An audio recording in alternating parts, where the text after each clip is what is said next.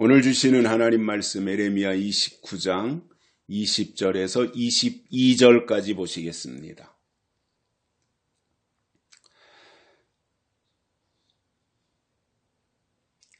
그런즉 내가 예루살렘에서 바벨론으로 보낸 너희 모든 포로여 나 여호와의 말을 들을지니라.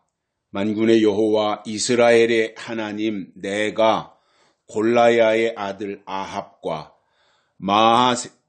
마아세아의 아들 시드기야에 대하여 말하노라. 그들은 내 이름으로 너희에게 거짓을 예언한 자라. 보라, 내가 그들을 바벨론 왕 느부갓네살의 손에 붙이리니 그가 너희 목전에서 그들을 죽일 것이라. 너희 바벨론에 있는 유다 모든 포로가 그들로 저주거리를 삼아서 이르기를 여호와께서 너로 바벨론 왕이 불살라 죽인 시드기야와 아합 같게 하시기를 원하노라 하리니. 아멘. 한 주간 동안도 건강히 평안히 잘 지내셨겠지요. 오늘이 벌써 2025년도 20번째 주일입니다. 5월 셋째 주일이기도 하고요. 시간이 너무나 쏜살같이 지나가는 것이 한편으로는 부담이 되기도 하고요. 또 다른 한편으로는 그만큼 하나님의 일이 이루어지는 것에 대한 시간이 다가오니까 또 기대가 되기도 하는 이러한 마음으로 하루하루를 살고 있습니다. 특히 이 땅에서 살고 있는 하나님의 사람들은 어찌 보면 주일을 위해서 사는 사람들입니다. 주일 하루를 위해서 월요일부터 토요일까지 열심히 살다가 주일에 다시 예배를 통해서 깨달은 것을 마음에 담고 세상에 나가서 6일 동안 열심히 그 말씀을 실천하며 삶의 원동력으로 삼고 살다가 새롭게 다가오는 주일을 준비하는 자세로 6일 동안을 살아갑니다. 이것이 거듭나고 성숙한 하나님의 자녀들의 삶이고 생활입니다. 어떤 사람들은 똑같이 주일날 교회에 나오는데 주일날 교회 가서 예배에 참석하는 것으로 내가 할 도리는 다 했으니까 나머지 6일은 나를 위해 산다라고 생각하는 사람도 있습니다. 그러니 주일을 지켰으니까 된 거 아니냐 이렇게 생각을 가지고 있는 사람인 거지요. 그러나 우리가 엄밀히 돌이켜보면 주일을 준비하는 마음으로 주일을 위해서 6일을 사는 사람과 6일을 위해서 주일을 사는 사람은 비교가 되지 않을 정도로 큰 차이가 있는 겁니다. 물론 월요일부터 수요일, 토요일, 금요일 이 한 주간이 다 중요하지만 그 중에서 주일은 하나님을 만나는 날이기 때문에 특별하다 말입니다. 우리에게 이 복된 주일을 주신 하나님께 감사하고 또 약속의 말씀을 통해서 믿음을 주신 하나님의 은혜가 날이 갈수록 고맙기만 합니다. 저는 요즘에 그런 생각을 해요. 이제 새벽에 일어나면 화장실 가잖아요. 밤새 참았던 소변을 화장실에서 해결을 하는데 소변을 보면 특히 이제 새벽에 이른 아침에 보는 소변을 보고 나면 본인이 느낄 정도로 지린내가 올라오잖아요. 근데 그전에는 아이고 지린내 이렇게 생각했는데 나이가 들면서는 그 지린내, 소변 냄새가 올라오는 것이 감사하는 거예요. 왜냐하면 신장이 망가져서 콩팥이 망가져서 투석을 받는 사람들은 소변을 봐도 지린내가 안 난답니다. 그러니 저는 소변을 보면 진한 지린내가 올라오니까 콩팥이, 신장이 건강하구나 라고 하는 증거가 되기 때문에 아이고 감사하다 이런 생각을 하게 되더라고요. 그러니까 젊었을 때는 그냥 무심코 지나쳤던 것들이 나이가 조금씩 들어가면서 사물을 바라보는 관점도 달라지고 사람을 이해하는 이 부분도 차이가 있어지고 무엇보다도 사소한 것에도 감사하는 마음들이 생기더라는 거예요. 특히 주의를 지키는 이 부분에 있어서도 늘 감사한 마음을 가지게 되는데 오늘 또 우리가 이러한 마음을 가지고 예배를 통해서 하나님을 만나고 또 주시는 말씀을 통해서 하나님의 음성을 들으며 지난 6일 동안 월요일부터 토요일까지 부르짖은 기도가 오늘 예배를 통해서 또 주시는 말씀을 통해서 응답을 받는 복된 시간이 되시기를 바랍니다.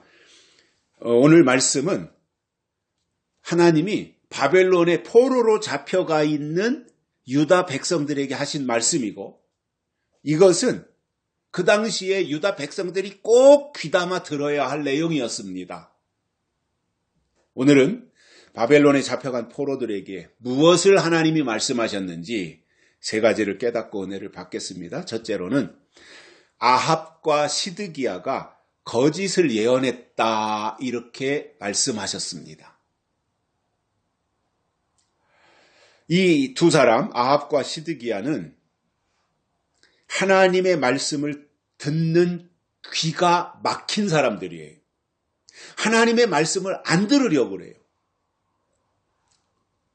그리고 바벨론의 포로로 잡혀가 있는 주제에 거기서까지 같은 민족인 유다 백성들을 향해서 하나님의 이름을 빙자해 거짓을 예언했단 말입니다.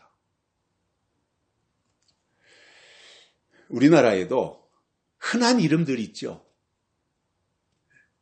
철수, 영수, 영철이 이러한 이름들은 아주 흔한 이름들이잖아요. 마찬가지로 유다라고 하는 나라에도 똑같은 이름들이 등장을 합니다. 저는 이 예레미야 29장을 읽으면서 오늘 본문의 내용을 묵상하면서 아합과 시드기야가 왜 거짓 선지자로 나오지? 이렇게 생각이 드는 거예요. 왜 여기서 거짓 선지자로 나오지? 아합과 시드기야가 왕인데 왜 이렇게 나왔지? 라고 생각이 들어요. 그래서 다시 이제 앞으로 쭉 가서 살펴봤어요. 그러니까 동명이인이구나.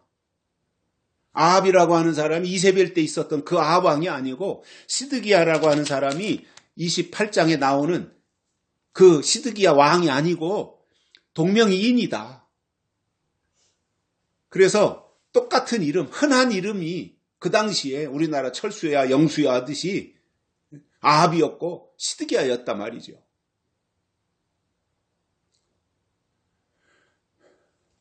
그리고 이 두 사람의 이름이 거의 대부분은 성경이 차지하는 비중을 보면 아합과 시드기야가 왕으로 나와요. 왕이었던 사람으로 등장을 해요. 그런데 오늘 말씀에서는 전혀 다른 인물이라는 거예요. 거짓 예언자들이었다라는 겁니다. 전혀 다른 사람이었단 말이죠. 그래서 골라야의 아들 아합은 마아세야의 아들 시드기야와 함께 바벨론의 포로로 붙잡혀 갔었고요. 그리고 바벨론에서 똑같이 포로가 된 유다 백성들에게 거짓을 예언한 사람들이고 미쳐도 단단히 미친 사람들입니다. 먼저 여기 이 아합을 보시면 유다 출신으로 시드기야와 함께 바벨론에 잡혀간 포로들에게 하나님의 이름으로 거짓을 예언했던 하나님 보실 때 범죄자였단 말입니다. 결국 하나님께서 그를 바벨론 왕 느부갓네살의 손에 붙여서 공개 처형했어요. 그리고 이 아합 거짓 선지자의 죽음은 바벨론에 있던 유다 백성들 사이에서 저렇게 하면 하나님이 저주 내리시는구나. 저 아합처럼 하면 하나님이 심판하시구나 하는 저주의 본보기를 삼았단 말이에요. 또 이 시드기야를 보면 에레미야 선지자 당시에 아합과 함께 바벨론의 포로로 끌려간 유다 사람이었습니다. 그가 한 일을 보면 하나님의 이름으로 거짓을 예언한, 그리고 유다 백성들을 유혹했던 사람이에요. 시드기야도 아합과 똑같이.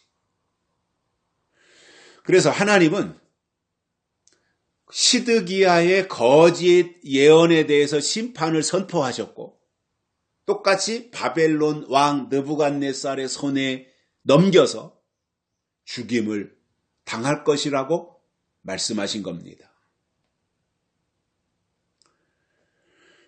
성경에 그 시드기야라는 이름으로 등장하는 사람을 보니까 모두 4사람이 등장을 하는데, 그 중에서 가장 유명한 시드기야는 요시야 왕의 아들로 바벨론에 눈이 뽑혀서 포로로 잡혀간 유다 나라의 마지막 왕이었습니다. 슬픈 왕이죠. 바벨론에 포로로 끌려가고 두 눈이 뽑히고 유다의 마지막 왕으로 기록되어지고, 참 슬픈 일이잖아요.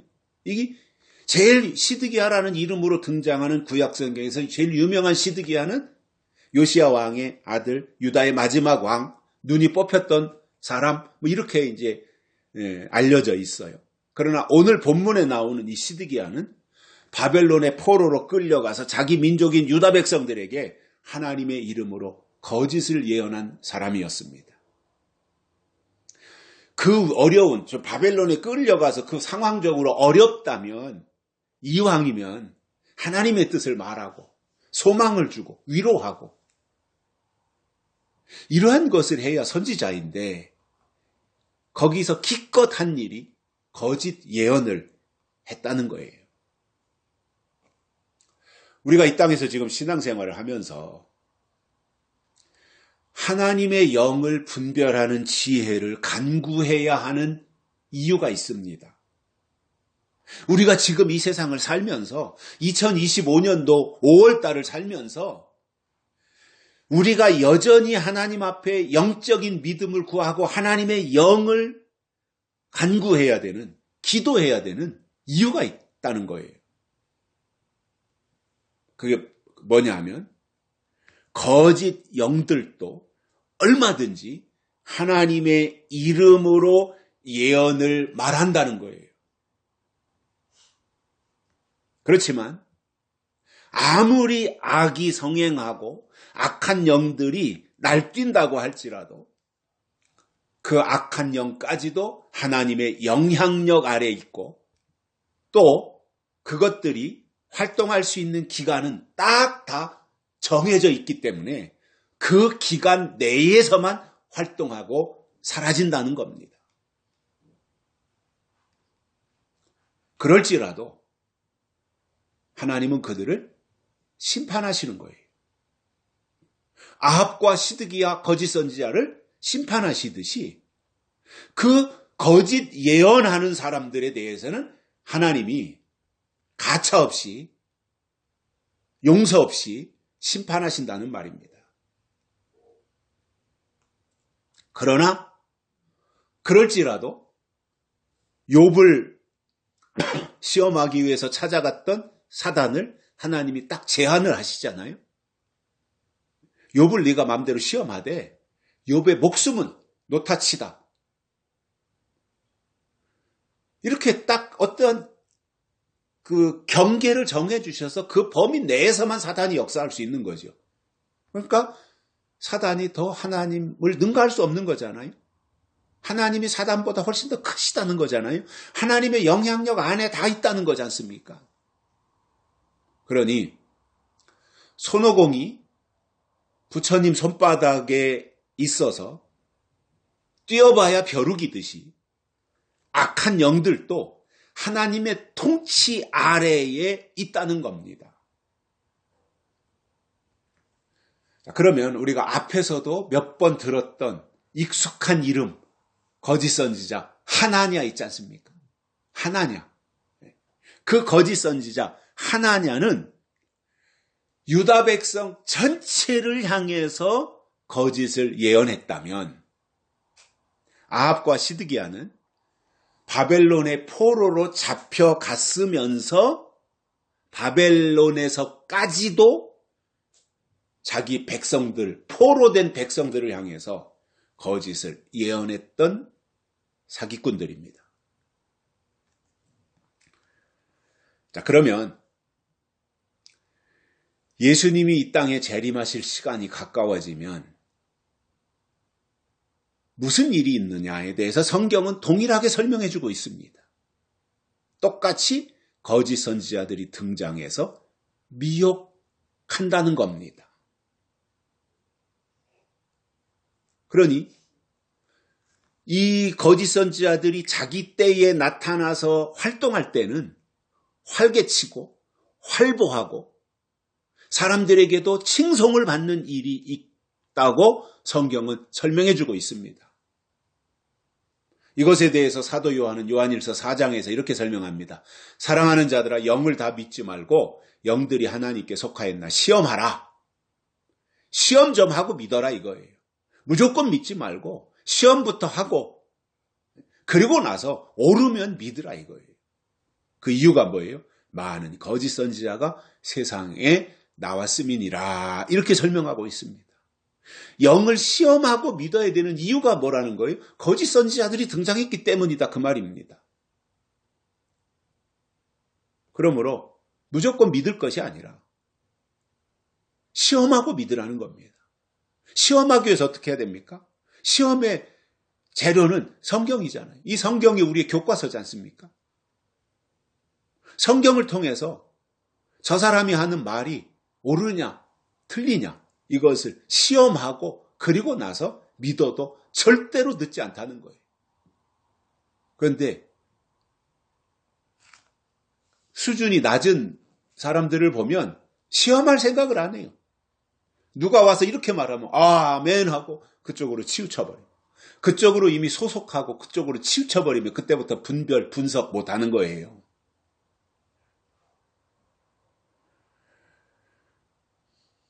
그러니 그것이 내 속에 침투에 들어와 뿌리 내리기 전에 그게 옳은지 그른지를 분별해 내라고 요한 사도가 설명해 주고 있습니다. 여기서 영을 다 믿지 말라는 말을 바꿔서 말하면 설교를 다 믿지 말라 이렇게 되는 거예요.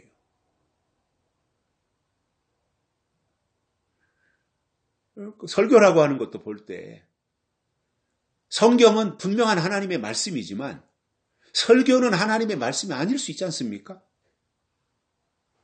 성경적이지 않은 설교를 하는데 그걸 하나님의 말씀이라고 할 수 있습니까?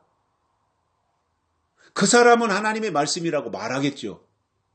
그러나 하나님 편에서 볼 때는 하나님의 뜻을 말하지 않는데 어떻게 설교가 될 수 있습니까? 세상 돌아가는 이야기는 하고 잘 먹고 잘 살으라고는 하고 이렇게 한다면 그것을 어찌 하나님의 말씀이라고 말할 수 있겠습니까?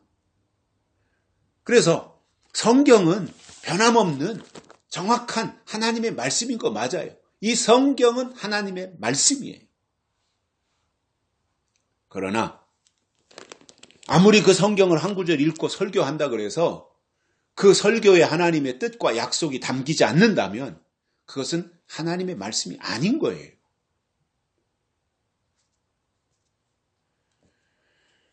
그렇기 때문에 설교는 곧 영인데 영들이 하나님께 속하였나 시험하라고 하는 것은 하나님께 속한 설교를 하는지 아니면 세상에 속한 설교를 하는지 그것을 듣고 분별해서 확인하라는 겁니다.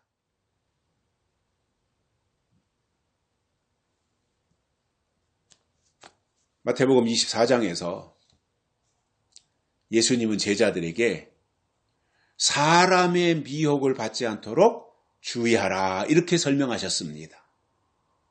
어느 때 이런 일이 있겠습니까? 돌 위에 돌 하나가 남지 않고 성전이 다 무너지는 그런 일이 언제 일어나겠습니까? 제자들이 그걸 질문했어요. 그랬더니 예수님의 첫 번째 대답이 그거예요. 사람의 미혹을 받지 않도록 주의하라. 이 말은 미혹자는 사람이라는 말입니다. 그리고 미혹하는 방법은 놀랍게도 설교를 통해서 한다는 겁니다. 그렇다면 설교를 듣는 입장에서 무엇을 들어야 될 것이냐? 내용이 있어야 되잖아요. 무엇을?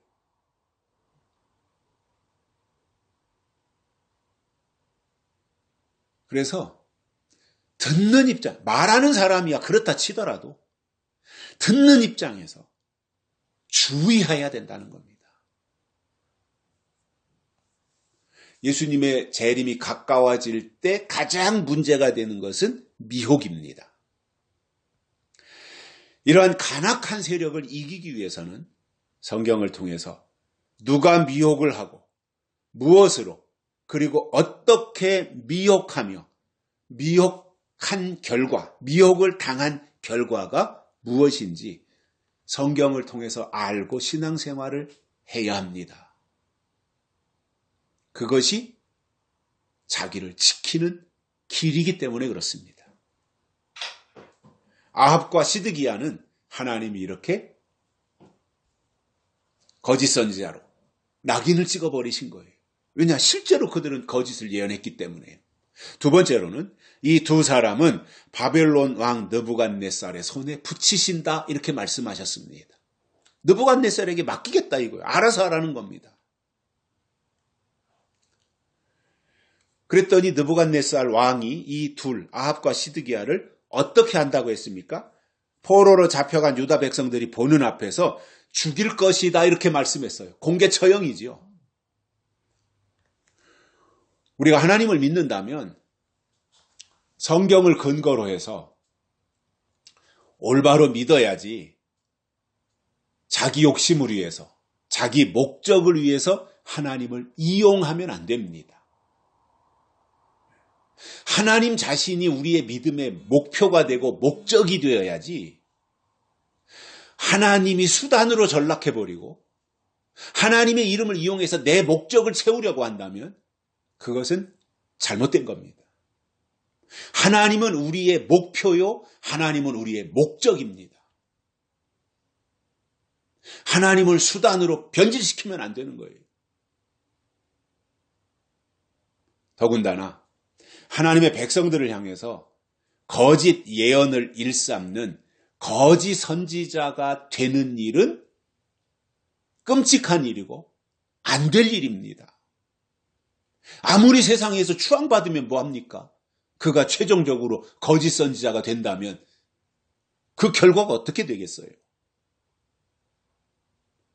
문제는 예수님이 이 땅에 재림하실 시간이 가까워질수록 거짓 선지자들이 득세해가지고 하나님께로 가야 할 영혼을 가로채고 사단에게로 이끌고 가는 일을 한다는 겁니다.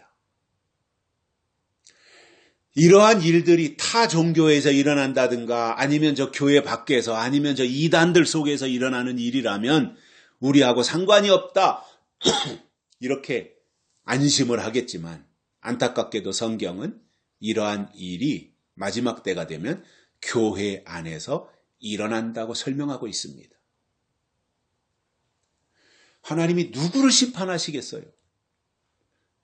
하나님이 말씀을 주셨는데 그것을 거절하고 하나님이 율법을 주셨는데 그것을 거절했던 유대인들, 바리새인들, 율법주의자들 이런 사람들을 하나님이 심판하신 거지 않습니까?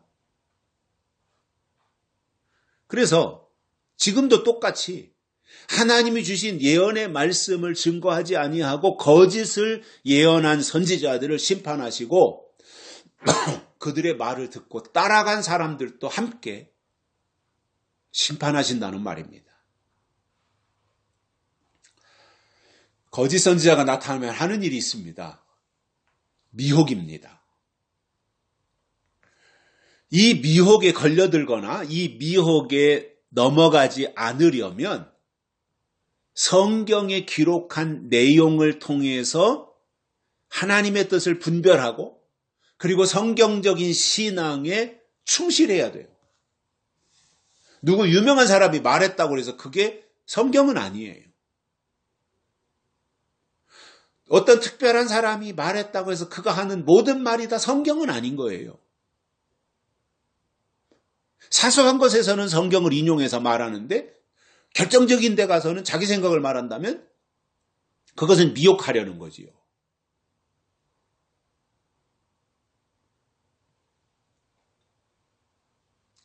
그런데 신앙의 수준이 밑바닥이어가지고 예화 설교나 하고 간증 설교나 하면 좋다고 하고 은혜 받았다고 하고 아멘하고 오늘 말씀 참 좋았다고 이렇게 하는 정도의 초보 신앙에 매달려 있으면 그는 언제든지 거짓 선지자의 밥이 될 수 있어요.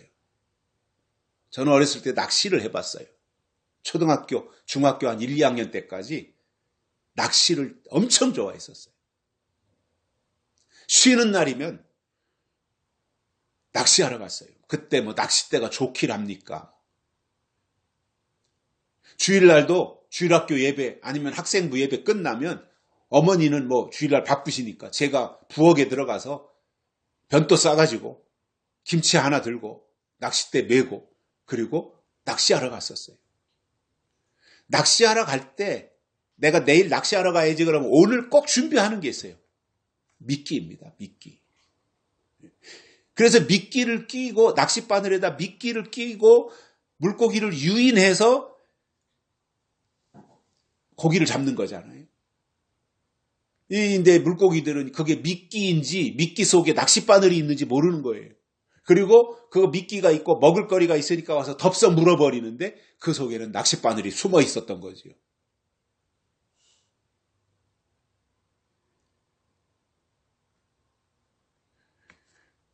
이 미혹이라고 하는 거는요, 낚싯바늘에 꽂혀 있는 미끼와 같은 겁니다. 그것을 유인하는 거예요. 끌어들이는 거예요. 계시록 8장에는 나팔이 나옵니다. 계시록 8장이 나팔장이잖아요. 그런데 첫째 나팔부터 넷째 나팔까지에 대한 설명이 나오는데 그 중에서 셋째 나팔에 대한 내용이 이렇습니다. 셋째 천사가 나팔을 부니 횃불같이 타는 큰 별이 하늘에서 떨어져 강들의 3분의 1과 여러 물샘에 떨어지니 이 별 이름은 쑥이라. 횃불같이 타는 큰 별이 떨어졌는데 그 떨어진 별을 보니까 이름이 쑥이더라는 거예요. 그래서 쑥이 물샘에 떨어지고 강들의 3분의 1에 떨어지니까 그 쑥으로 인해서 물들의 3분의 1이 쑥이 되매 그 물들이 쓰게 됨을 인하여 많은 사람이 죽더라 이렇게 되어 있습니다. 이것은 떨어진 별에 대한 설명인데 별은 하늘에 있을 때 별이지 떨어지고 나면 더 이상 별이 아닌 겁니다.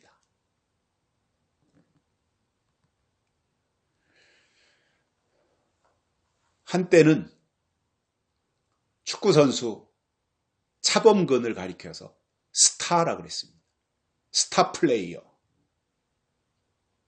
한때는 황선홍, 우리나라 황선홍, 홍명보 이런 사람들을 스타라고 그랬습니다.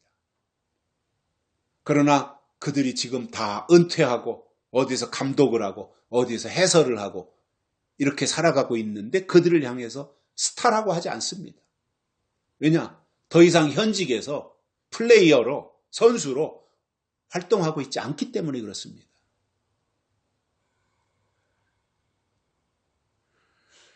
그래서 떨어진 별은 더 이상 별이 아닌데 놀랍게도 떨어진 별은 자기가 떨어진 줄을 모르고 있다는 거예요.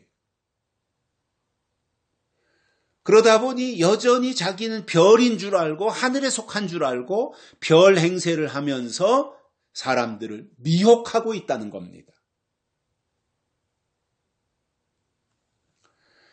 이러한 때에 영적으로 성숙한 신앙은 떨어진 별이 무엇이고 떨어진 별이 누구인지를 성경과 교회를 보면서 분별하고 깨달아야 됩니다. 결국은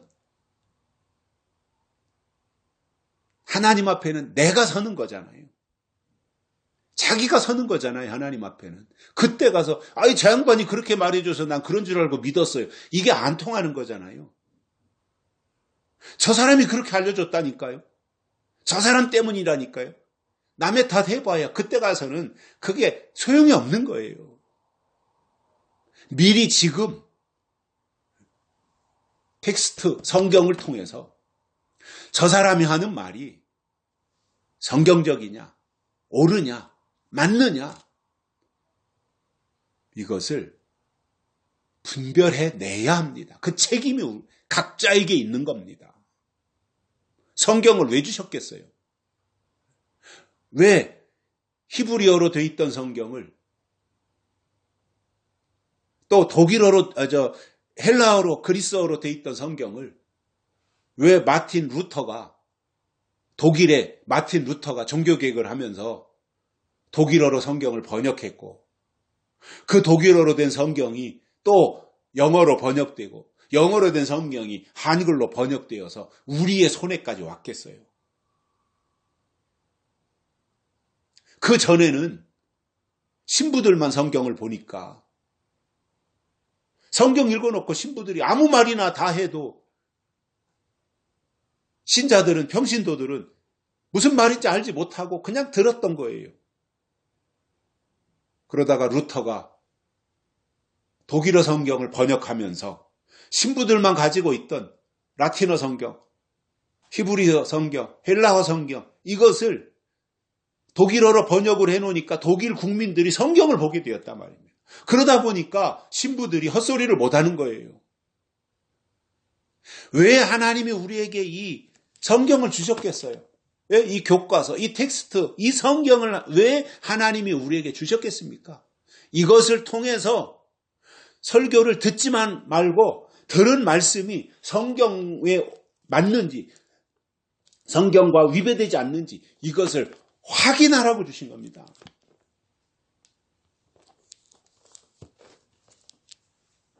지금 시점에서 하나님이 원하시는 것은 신앙이 어린아이의 단계에서 벗어나서 성장의 단계를 거쳐 성숙해지는 것이고 그것을 위해서 성숙하라고 주신 것이 요한계시록의 말씀이고 성숙하라고 주신 것이 단단한 식물 요한계시록의 예언의 말씀인 것입니다.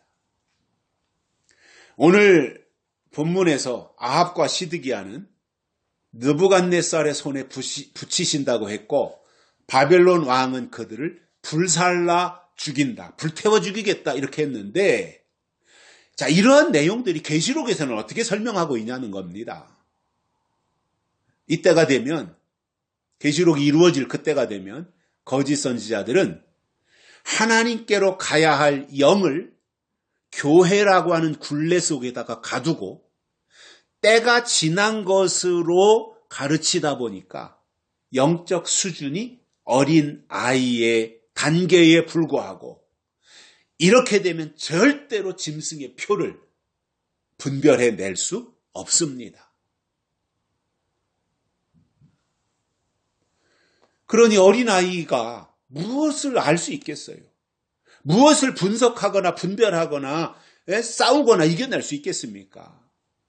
그러니 어린아이 수준은 영에 대해서 속수무책이 되고 이것이 하나님의 영인지 아니면 거짓 영인지조차 관심이 없고 교회는 그냥 다 똑같은 하나님의 집이라고 하는 말로써 위안을 삼고 가는 정도예요. 그러니 신앙의 수준이 올라가고 신앙의 수준이 성숙해야 하나님의 일을 할 수 있는데 저 밑바닥에서 어린아이의 단계에 머물러 있는데 어떻게 그가 분별할 것을 분별하겠으며 하나님의 일을 해낼 수가 있겠습니까? 계시록 19장 20절에 이렇게 말씀합니다. 짐승이 잡히고 그 앞에서 이적을 행하던 거짓 선지자도 함께 잡혔으니 이는 짐승의 표를 받고 그의 우상에게 경배하던 자들을 이적으로 미혹하던 자라. 이 거짓 선지자가, 이 짐승이 잡히고 보니까 미혹하던 자라. 이 둘이 산채로 유황 불 붙는 못에 던지우고 그 나머지는 말탄 자의 입에서 나오는 검의 죽음에 모든 새가 그 고기로 배불리우더라. 이렇게 말씀하고 있습니다. 계시록에서도 이적을 행하며 미혹하던 거짓 선지자는 하나님이 유황 불못에 던지신다고 똑같이 말씀하신 겁니다.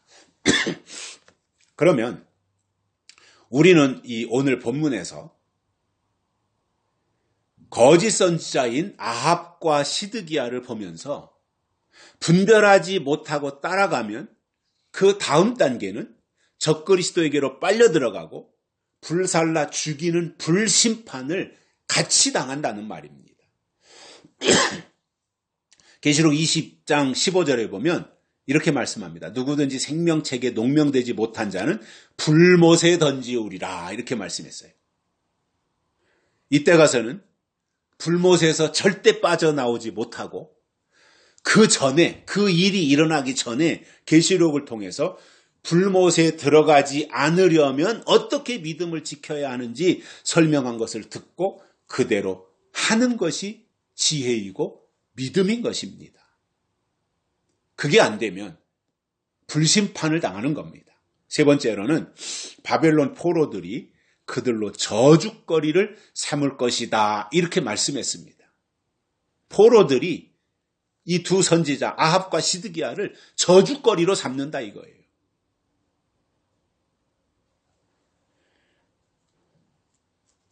결국 거짓을 예언하면 느부갓네살이 불살라 죽였던 이 두 명의 거짓 선지자들처럼 유다 백성들의 입에서 하나님이 저 두 사람을 이렇게 심판하셨다. 이것을 선전하고 다닌다는 겁니다. 이 좋은 것이 선전되고 광고가 돼야지 이게 거짓 선지자로 낙인 찍혀가지고 백성들의 입에서 계속해서 구전되어서 내려가서 거짓 선지자가 된다면 이게 말이 안 되는 거지요. 그래서 똑같이 마지막 때 교회와 종들을 분별하는 방법이 있습니다. 그 입에서 나오는 설교를 들어보면 정확하게 알 수 있습니다. 말은 숨길 수 없습니다. 말은 그 사람의 이념이고 그 사람의 신앙입니다. 그 사람의 사상인 겁니다. 그러니 말은 숨길 수 없어요. 그래서 하나님께 속한 교회와 종들은 그 입에서 예언의 말씀이 나오고 장래사를 말하며 반드시 속히 될 일이 무엇인지 계시록을 통해서 선포합니다.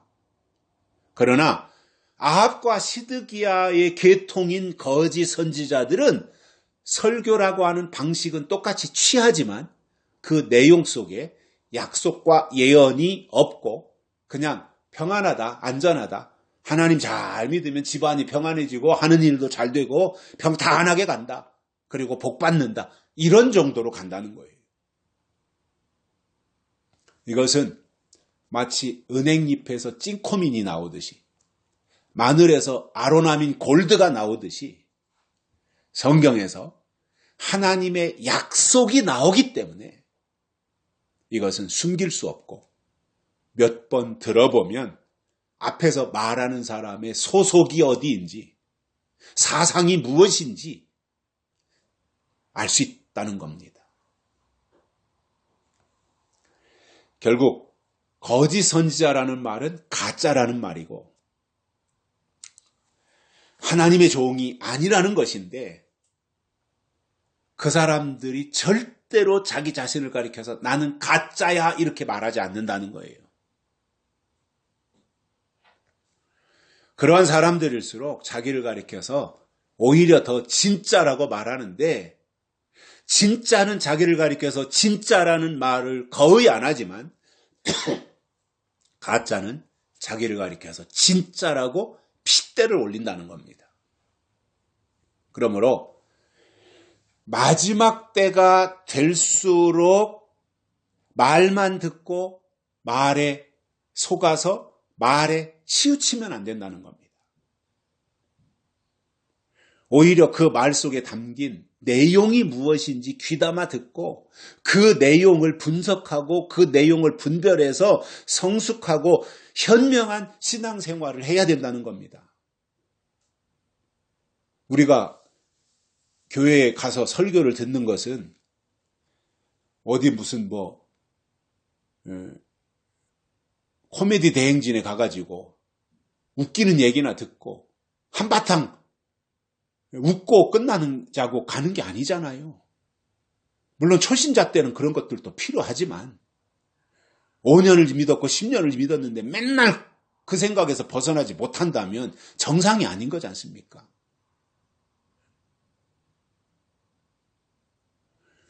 교회에 가서 설교를 듣는다고 하는 것은 그 설교라고 하는 수단 속에 들어있는 내용이 무엇이냐, 내용을 듣는 거예요. 우리에게 필요한 것은 뭐예요?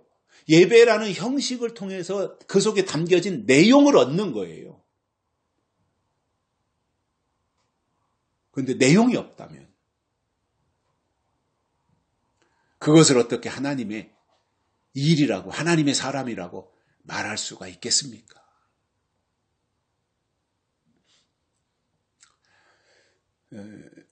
거짓 선지자는 하나님이 반드시 불살라 심판하신다고 하는 것이 성경이에요. 에레미야서에서도 말씀하고 있고 계시록에서도 설명하고 있고요. 그리고 이렇게 되면 그것이 사람들에게 구설수가 되어서 아합과 시드기야는 거짓 선지자였고 그들은 바벨론 왕 느부갓네살의 손에 죽임을 당해서 불살랐다 이렇게 떠들고 다닌다는 말입니다.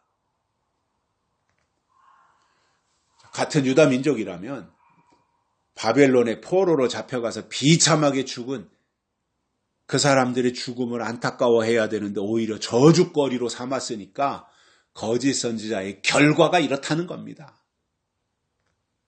그런데 이런 것에는 관심이 없고 무조건 교회 다니면 믿음이라고 생각만 가지고 있다면 어떻게 되겠습니까?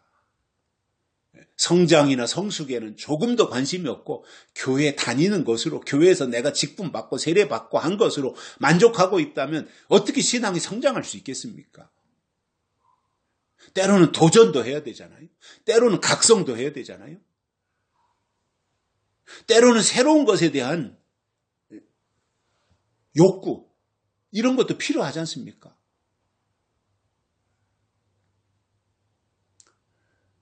우리의 신앙이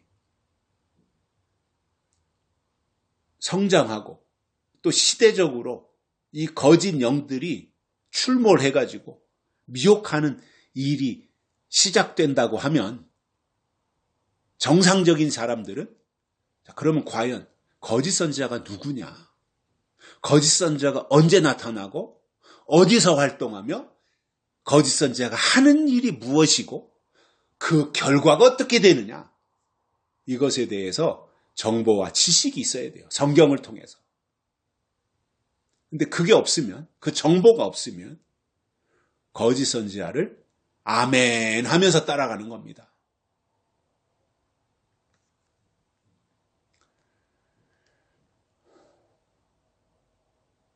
거짓 선지자는 하나님이 단호하게 심판하실 것이고 그때 거짓 선지자에게 소속이 돼 있던 사람들까지도 한꺼번에 다 심판을 당할 것입니다.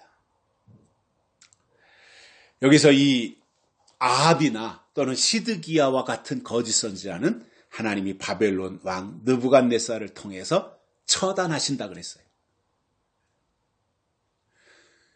그래서 우리가 이런 내용들을 보면서 에레미야서에 이런 내용이 있었구나. 에레미야 때도 거짓 선지자들이 있었고 하나님이 그들을 이렇게 심판하셨구나. 이런 일들이 실질적으로 있었구나. 그런데 계시록에 보니까 계시록에서도 거짓 선지자들이 나오고 짐승들로 등장을 하고 있는데 그들이 과연 어떻게 될 것인가. 이런 것에 대해서 하나하나 차근차근하게 살펴봐야 되지 않겠습니까? 그래서 하나님의 뜻 가운데로 가야 되지 않겠어요? 그러기 위해서 성숙해야 되지 않겠습니까? 그런 측면에서 볼 때 하나님의 사람들은 이미 가야 할 길이 정해져 있어요. 오직 성경을 통해서 하나님의 약속을 깨닫고 오직 예수 그리스도만 바라보면서 좌로나 또는 우로나 치우치지 말고 성경의 결론에 해당하는 예수 그리스도의 영광스러운 재림을 기다리며 그 목표를 향해 가는 겁니다. 그리고 나머지 우리가 생활을 똑같이 하는 거예요. 직장 생활하는 사람은 직장에 가는 거고, 사업하는 분들은 사업을 하시는 거고, 공부하는 사람들은 공부하는 거고, 이 세상에서 우리에게 주어진 역할은 그대로 하는 거예요. 그러나 목표가 어디에 있냐는 거지. 우선순위가 어디에 있냐는 거예요.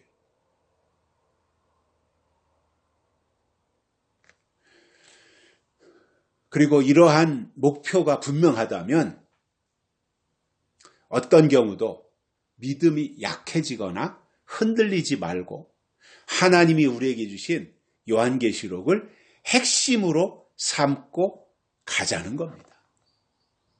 그게 우리의 핵심이 되자라는 거예요.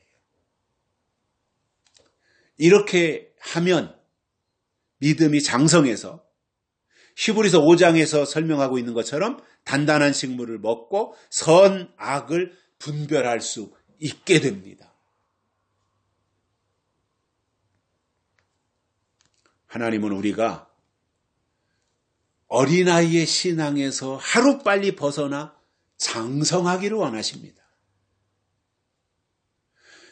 왜냐하면 장성하면 계시록을 통해서 하나님의 뜻을 깨달을 수 있고 거짓 선지자와 거짓 신앙을 분별해 낼 수 있기 때문입니다. 분별할 수 있는데 거짓 것에게 영향을 받겠습니까? 분별을 했는데 거짓 것에게 속아 넘어가겠습니까? 분별을 잘 못할 때 초창기에는 한두 번 그렇다 치더라도 그것을 통해서 경험이 쌓이고 또 경륜이 쌓이고 내공이 쌓이고 성경 지식이 쌓이고 하나님을 아는 지식이 내 안에 축적되어지는데 거짓 것에게 속겠냐 말입니다. 그러면 누가 거짓 선지자냐? 지금 시점에서 계시록을 통해서 예언의 말씀을 증거하지 않고 때가 지나간 것만 설교하면 그는 거짓 선지자일 가능성이 농후합니다.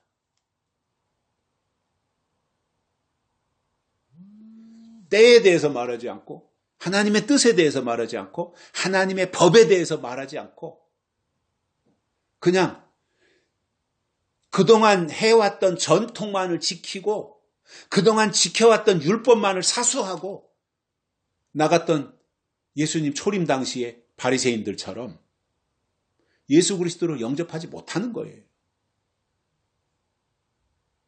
그들이 하나님에 대한 지식이 부족했던 것이 아닙니다. 그들이 율법에 대한 지식이 모자랐던 것이 아닙니다. 단 하나, 구약에서 예언한 메시아가 예수 그리스도를 통해서 이 땅에 오신 것에 대해서 알지 못했던 거예요. 하나님은 알았는데 예수님을 몰랐던 거예요. 이게 바리새인이에요. 하나는 알았는데 둘은 몰랐던 거예요. 지금도 마찬가지예요. 초림 예수는 아는데 다시 오실 예수님을 알지 못하면 초림 때 바리새인하고 똑같은 겁니다.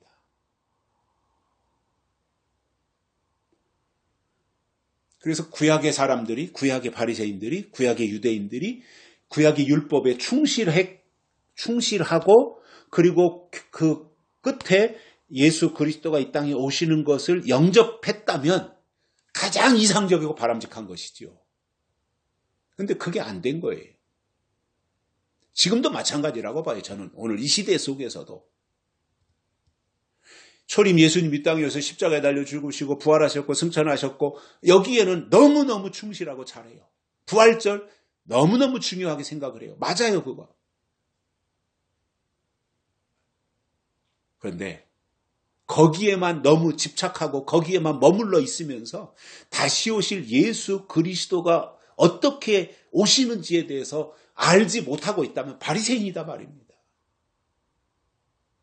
결론으로 지금도 교회 안에는 가짜들이 득실거리고 거짓 선지자들이 자기 의에 빠져서 주의 종으로 행세하고 있는 것은 안타까운 일입니다. 그러나 우리는 성경을 통해서 하나님께 집중해가지고 아합과 시드기야와 같은 거짓 선지자들을 분별하고 하나님의 남은 일을 이루어드리는 종들이 되시기를 주의 이름으로 축복합니다. 살아계신 하나님 아버지 감사합니다. 오늘 또 우리를 불러주시고 하나님의 말씀을 듣게 해주셔서 감사를 드립니다. 오늘 주신 이 말씀이 우리의 마음판에 새겨지고 이 말씀 의지하여 하나님의 뜻을 분별하면서 하나님이 기뻐하시는 사람으로 성장하고 성숙해지는 저희들 되게 해 주옵소서. 다시 오실 예수님의 이름으로 간절히 기도드리옵나이다. 아멘. 찬송가 256장 부르시면서 헌금 드리시겠습니다.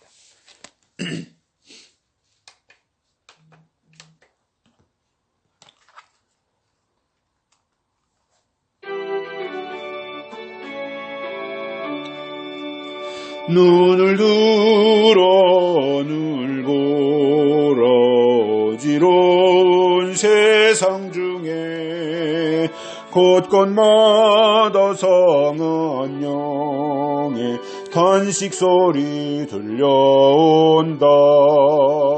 빛을 잃은 많은 사람 길을 잃고 헤매이며 당자처럼 기진하니 믿는 자여 이할고 눈을 들어 눈을 보라 누워진 세상 중에 외치는 자 많건만은 생명수는 말라서